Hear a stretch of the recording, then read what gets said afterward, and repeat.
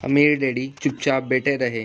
मैं समझ गया कि वे चाहते थे कि मैं सुनूं, न कि उनसे फालतू के सवाल करूं। आखिर मैं शांत हो गया। जो मैंने सुना वह मुझे अच्छा नहीं लगा था। मैं जानता था कि मेरे डैडी हमेशा टैक्स का रोना रोते रहते, परंतु इस बारे में वे कुछ भी नहीं कर पाते थे। क्या जिंदगी उन्हें धक्का दे रही थी? अमीर डैडी मेरी तरफ देखते हुए अपनी कुर्सी में धीमे धीमे और खामोशी से हिलने लगे। सीखने के लिए तैयार? उन्होंने पूछा। मैंने अपना सिर धीमे से हिलाया। जैसा मैंने कहा, सीखने के लिए बहुत कुछ है। पैसे से अपने लिए काम कैसे करवाया जाए, यह जिंदगी भर चलने वाला पढ़ाई है। ज्यादातर लोग 4 साल के लिए कॉलेज जाते हैं और उनकी पढ़ाई पूरी हो जाती है। मैं पहले से ही जानता हूँ कि मेरे धन संबंधी पढ़ाई जीवन भर चलेगी, और इसकी वजह यह है कि मैं जितना ज्यादा जान लेता हूँ, उससे भी ज्यादा जानने की मेरी जिज्ञासा बढ़ती चली जाती है। ज्यादातर लोग इस विषय को कभी नहीं पढ़ते हैं। वे नौकरी पर जाते हैं, अपनी तनख्वाह लेते हैं, अपनी चेकबुक को बैलेंस करते हैं और बात खत्म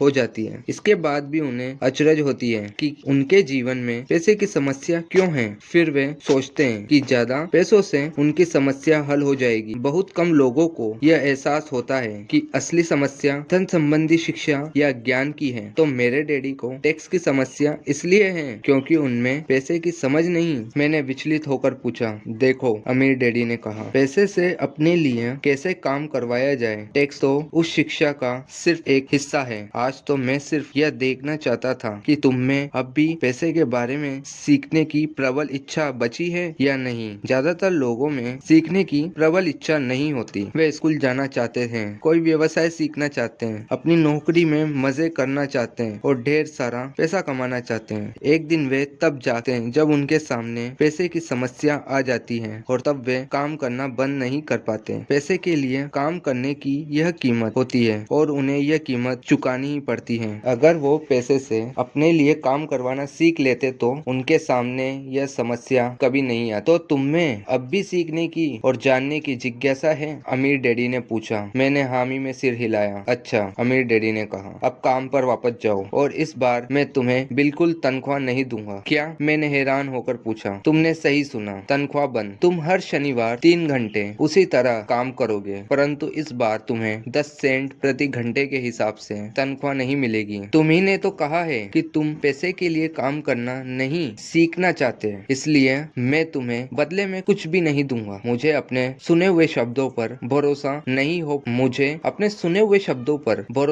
हो रहा था। मैंने माइक से पहले ही बात कर ली है। वह पहले से ही काम कर रहा है, मुफ्त में डिब्बों की सफाई कर रहा है और उन्हें करीने से जमा रहा है। अब तुम भी जल्दी से जाकर काम में जुट जाओ। यह ठीक नहीं है, मैं चिल्लाया। आपको कुछ न कुछ तनख्वाह तो देनी चाहिए। तुमने कहा था कि तुम सीखना चाहते हो। अगर तुम इस बात को अभी नहीं सीख पाओगे तो तुम भी उन्हीं 2 महिलाओं और बूढ़े आदमी की तरह बन जाओगे जो मेरे लिविंग रूम में बैठे थे। ये लोग पैसे के लिए काम करते हैं और डरते हैं कि मैं उन्हें नौकरी से न निकाल दूं। या तुम अपने डैडी की तरह बन जाओगे। पैसे तो बहुत कमाते हैं, परंतु गले तक कर्ज में डूबे रहते हैं। शायद उन्हें यह उम्मीद रहती है कि ज्यादा पैसे से उनकी समस्या सुलझ जाएगी। अगर तुम यही चाहते हो तो मैं एक बार फिर 10 सेंट के अपने पुराने वादे पर लौटने के लिए तैयार हूँ। या तुम वह कर सकते हो जो ज्यादातर लोग करते हैं, इस बारे में शिकायत कि तनख्वाह बहुत कम है और तुम यह नौकरी छोड़कर दूसरी नौकरी की तलाश शुरू कर दो। मेरी समझ में नहीं आ रहा है कि मैं क्या करूं, मैंने पूछा। अमीर डैडी ने अपने सिर पर उंगली रखी। इसका इस्तेमाल करो, उन्होंने कहा। अगर तुम इसका सही इस्तेमाल करोगे तो तुम मुझे जल्द ही इस बात के लिए धन्यवाद दोगे कि मैंने तुम्हें मौका दिया और एक दिन तुम बहुत अमीर आदमी बन जाओगे। मैं वहाँ यह सोचते हुए खड़ा था कि मुझे कितना घटिया विकल्प दिया जा रहा है। मैं यहाँ अपनी तनख्वाह बढ़वाने आया था और अब मुझे मुफ्त में काम करने के लिए कहा जा रहा है। अमीर डैडी ने एक बार फिर अपनी उंगली को सिर पर रखा और कहा, इसका इस्तेमाल करो। अब यहाँ से जाओ और अपने काम में जुट जाओ। सबक 1, अमीर लोग पैसे के लिए काम नहीं करते। मैंने अपने गरीब डैडी को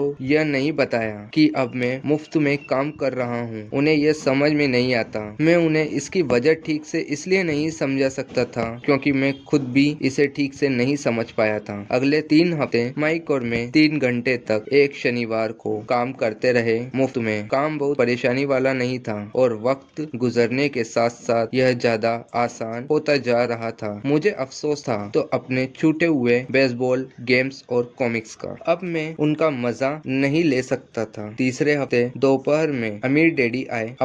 हमने उनके ट्रक के पार्किंग में आने की आवाज सुनी। वे स्टोर में घुसे और उन्होंने मिसेस मार्टिन को गले लगाकर अभिवादन किया। स्टोर में क्या चल रहा है यह जानने के बाद वे आइसक्रीम फ्रीजर के पास गए, उसमें से 2 आइसक्रीम निकाली, उनका दाम चुकाया और इसके बाद मेरी और माइक की तरफ इशारा करके कहा, चलो घूमने चलते हैं। हम सड़क के पार गए, कुछ कारों को चकमा दिया और एक बड़े घास के मैदान में टहलने लगे जहाँ कुछ वयस्क सॉफ्टबॉल खेल रहे थे। दूर की पिकनिक टेबल पर बैठकर उन्होंने माइक और मुझे आइसक्रीम दी। कैसा चल रहा है? बढ़िया, माइक ने कहा। मैंने सहमति में सिर हिलाया। कुछ और सीखा? अमीर डैडी ने पूछा। माइक और मैंने एक दूसरे की तरफ देखा, अपने कंधे उचकाए और अपनी सिर को ना में एक साथ हिलाया। जिंदगी के सबसे बड़े जाल से बचना। अच्छा यह होगा कि तुम बचपन से ही यह सोचना शुरू कर दो। तुम अब जिंदगी के सबसे बड़े सबक को देख रहे हो।